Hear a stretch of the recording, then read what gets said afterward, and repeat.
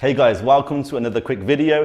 Gonna quickly explain the difference between majors and minors of FX. Now, from my experience in FX, I've met many people, hundreds of people that are trading and often losing, and they've rushed the steps, but do not even know the difference between majors and minors, because this stuff here is gonna help you choose your currency pair based on your personality and also what you can actually expect for movement from the pairs, because it's quite actually interesting. So for anybody that's downloaded MetaTrader, which I'll put in the video above, once you go into MetaTrader, it looks a little bit like this. And then you're gonna have a lot of pairs flickering up and down. And many people don't really understand what that means. So let's quickly explain it to you. So majors all have the US dollar in it. Why is that? Because long story cut short, back in the day, the US dollar held the world's most amount of gold. So this became the world's default currency and still is right now. So Euro USD, GBP USD, USD CAD, Australian dollar US dollar, USD JPY, USD Swiss, and NZD USD. Euro USD is the world's most popular traded currency pair. Now, many people think that's a great thing, but for me, this pair often goes sideways quite a lot, and it actually makes it up for 30% of the market's movement as Euro USD. So really popular pair. It's up to you if you guys want to trade it. But me personally, I like some of the other pairs, which I'm going to explain why in a minute. So Euro USD there. Now, GBP USD, let's quickly show you what the difference between these two pairs is, because a lot of people, when they get into FX, they're thinking they're just buying pound or they're just selling the Euro USD. But it's always one pair versus the other. So for example, when you see GBP USD, the first pair will always be one. So £1 is worth, if you were to exchange it for 1.2876 US dollars, which is not much right now. But back in the day, this was 1 to 2. And so, 1 to 2, now it's 1 to 1.2. So all these pairs is always one on the left versus the one on the right. Dead simple. Now, what are minors? So back in the day, when minors didn't exist, for example, to trade GBP versus the JPY, you'd have to obviously trade this first and then try and trade USD JPY. So it took a bit of a while, but then the more liquidity started to pop into the markets, then minors pair came around.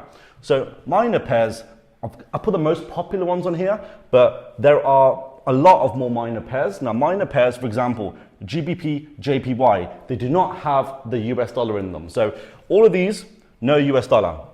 GBP, JPY, Australian dollar. Euro, JPY. So these pairs, one thing you must understand if you're going to trade these, because there's pros and cons of both. Now, for people that might be trying to trade more intraday, a lot of these will stay within the short period of movement every day.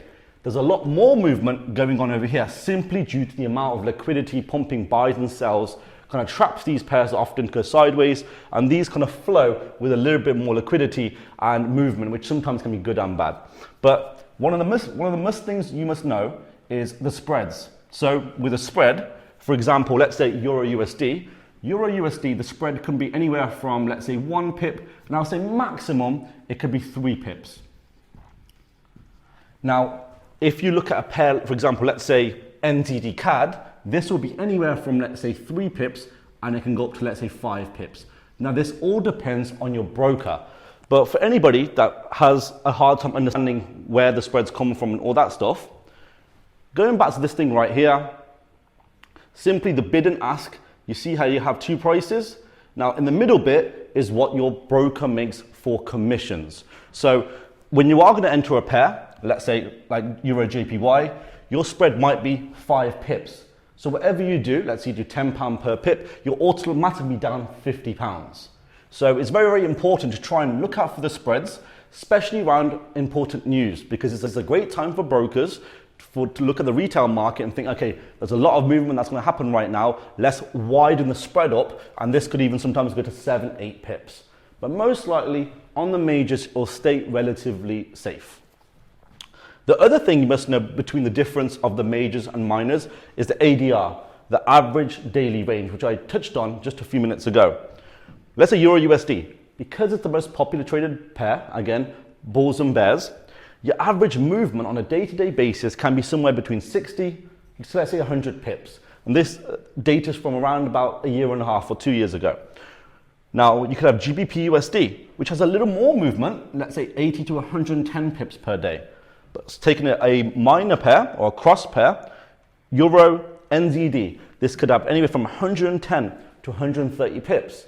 So when you are placing your trade and you're getting very frustrated, you could be trading any of these and you're hoping to get 150, a 200 pip target, that might take up to 3 to 4 days for that to hit, because you've got to remember, average daily range isn't just in one direction. It's 1 pip up, 1 pip down. All that sideways movement equates to that volume. So with these, sometimes you've got to have a little bit more patience, where with these, sometimes you're going to have a lot more movement going in, which depend on your personality and your risk, can be a good and bad thing. So on these, a lot more movement, average daily range, but your spreads are higher. With these, your spreads are lower, but you can expect a little bit less movement because there's a lot more liquidity being pumped through the majors. And that's as simple as it is, guys. Hope you enjoyed the video.